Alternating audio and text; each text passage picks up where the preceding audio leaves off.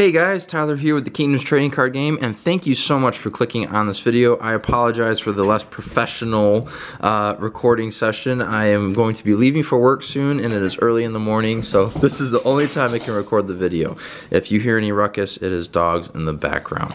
Anyways, in today's video, I am going to be showing you the new deck boxes, and specifically the Kingdom of Silvermoor, as this is the first deck box that has been totally redone with the content of the cards redone as well. Now this particular deck box is the giveaway deck box for Epic Wars TCG, who won the 100 subscriber giveaway. So Epic Wars, thank you for letting me open this on video, and also I needed to open it to make sure everything turned out right. So without further ado, this is what the front, wow.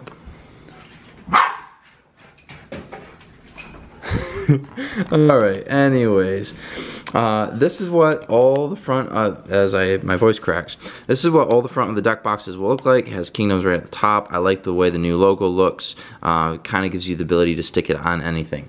It gives you the name of the kingdom, lets you know it's a starter deck, and what set this was a part of. On the bottom, it lets you know what different platforms you can get access to the game. Just has a Silvermoor flag on this side, and then depending on if you bought multiple starter decks, you could just have this. It just says Kingdoms with the Tanis symbol, and then on this side it is Silvermoor with the flags. On the back is some lore with a couple card arts right there, and also in the box. Let me go ahead and read what the lore says. Behind lofty walls you will find the mighty Kingdom of Silvermoor. Led by the ruthless leader King Mor, the Kingdom of Silvermoor presents itself as a power to respect on the Nivahé Peninsula, which is where this kingdom and all other 5 kingdoms in the game so far are located, plus the villages. Unlike Tanis' former creation, Silvermoor seeks to expand its territory. Taking advantage of their military prowess, no foe is off for consideration. Using the strength of their resilient fighters, quality armor, and mystical support, Silvermoor is a kingdom to be reckoned with. Each deck box is going to include a 40-card pre-constructed deck plus 5 sacreds, 1 Magicka tracker, and 1 sacred health tracker, a rule book, 1 random rare, ultra rare Silvermoor card, and then 1 foil Silvermoor card. Now, the way the Game Crafter does their products is you can't organize them unless you package them a certain way, which for me to do that would make these decks almost cost 3 times more than what they cost right now. So I have opened this and organized them in a specific way, which will make the opening of this very fun. And I will show everything in this deck, so Epic Wars, you're kind of getting a sneak peek at what is going to be in your deck box. Again, I apologize for the noise in the background as my dogs are running around like crazy. So first things first is the deck box, or the rule book. The rule book has been totally reworked. Even then, I still think I need to fix a couple things, and try to streamline it just a little bit more, and then maybe make a rule book accessible online that can get more into the nitty-gritty. But overall, I think this new rulebook looks so much better than the original one that I made. I think everything thematically is starting to come together better. Everything looks like it's meant to be part of the same thing. But overall, I think this will definitely be a good help in learning how to play the game. As for the actual card makeup, let's do it this way. So the Silvermoor deck box, and one thing that I'm trying to do is make the starter decks much more competitive. There's still some cards that you're going to want to try to get, and there's going to be cards that you maybe want to take out, but it is giving you the full exposure of what Silvermoor is supposed to be. So first card is Zima the Jouster. It's a cost 8, phase 3. Human, says friendly battle cards with bleed gain +0, +200 every one of your end phases, 800 attack, 700 health. Bleed is a big thing for Silvermoor. Definitely an expensive card. I don't know how great he is, but definitely fits around the theme. So you get 3 of these in the Silvermoor starter deck. Next, you get 3 new recruits. Cost 1, phase 1, human battle card with 100 attack and 300 health. Silvermoor battle cards with bleed cost -1 Magicka to call to the field. So just kind of a good card that's making your other bleed cards cost a little bit cheaper, and you have 3 of those.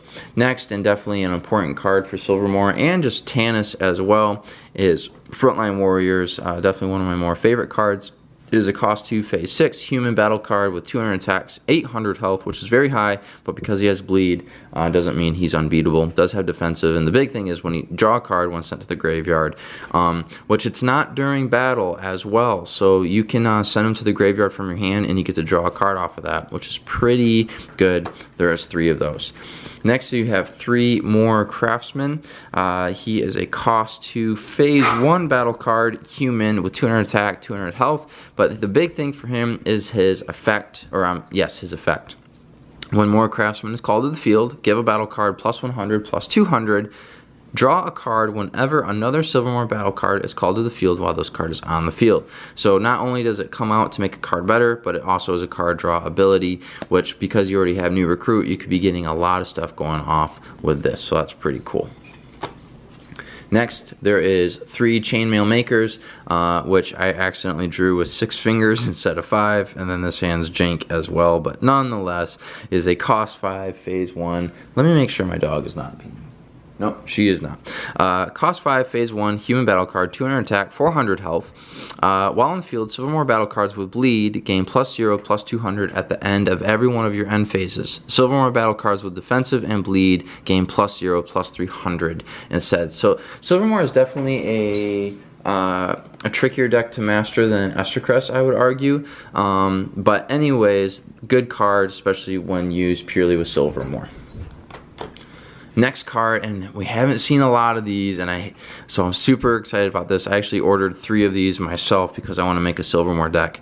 Silvermoor Gates. I think this card is going to be super good. I could be wrong, but I think it's going to be a great card. Cost 7, phase 2, building battle card with defensive and bleed.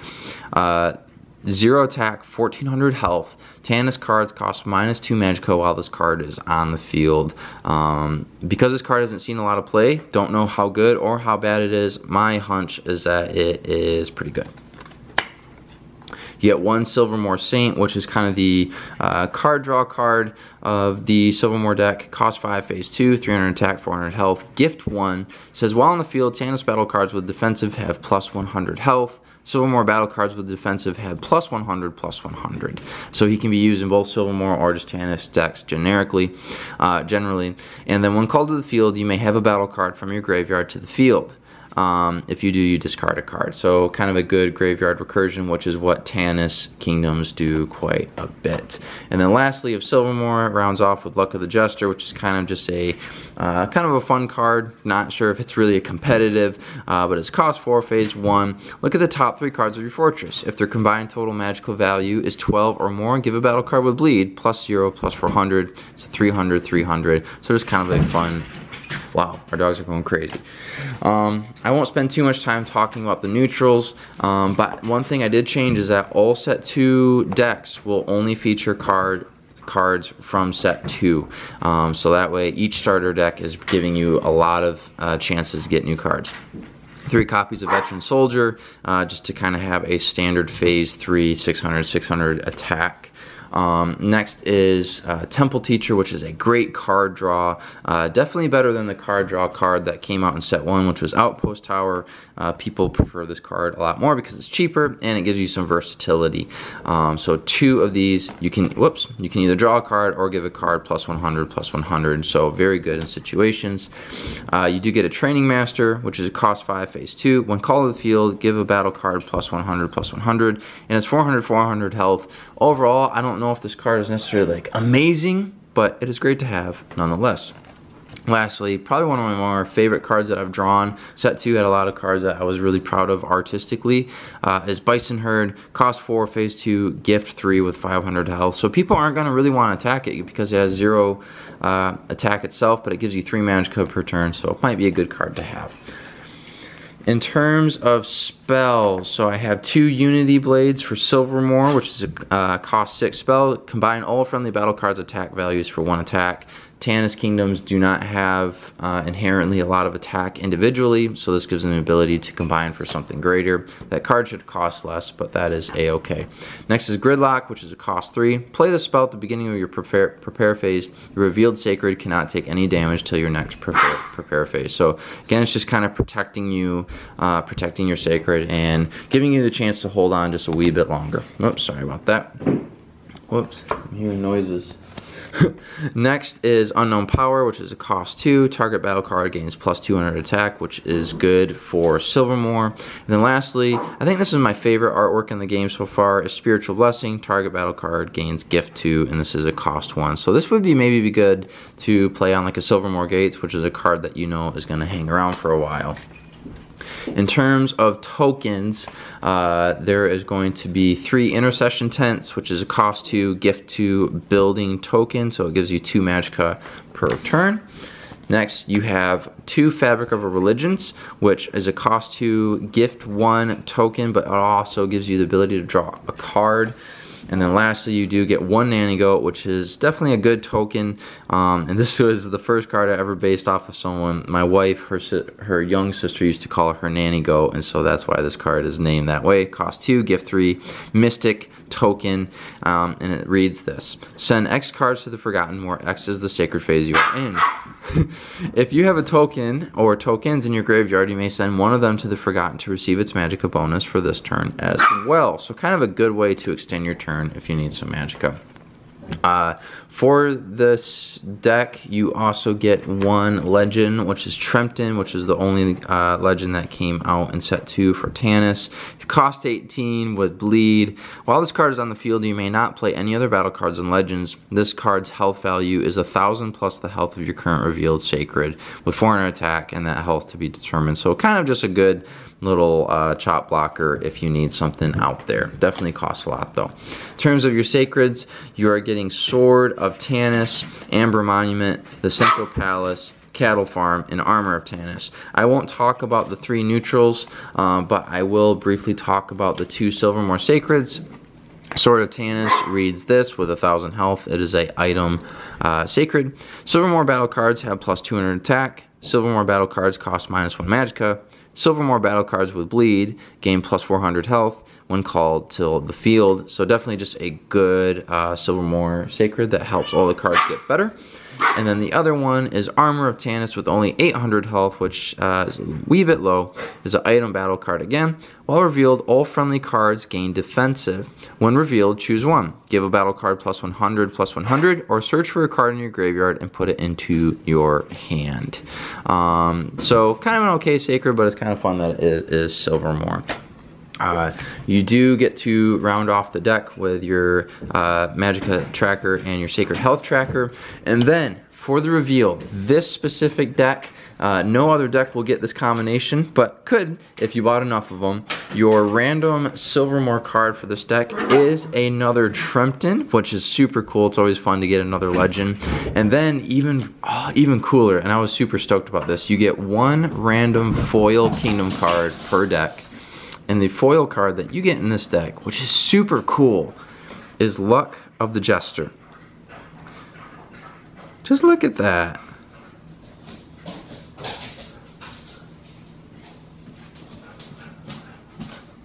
So Epic Wars TCG, I hope you are pleased with your deck. I think it is super cool that you got this card in foil. I think it looks great. Hopefully you can kind of see it in the camera. Definitely in person, it looks fantastic. So that is the Silvermoor starter deck box. I hope you liked what you saw. Again, all of the kingdoms are getting their starter deck makeup redone. The starter decks are going to be a lot better, offer a lot more, and be a lot more enjoyable to play out of the box. And just in general, I think the boxes look a lot better. So again, this specific deck box for Silvermoor, in the description box below, it is available to buy on the Game Crafter. And soon, very soon, all the other deck boxes are going to be reworked with the content made up. So they will be taken off the Game Crafter store for right now, because I want it to be when you go to buy something, you are getting something good.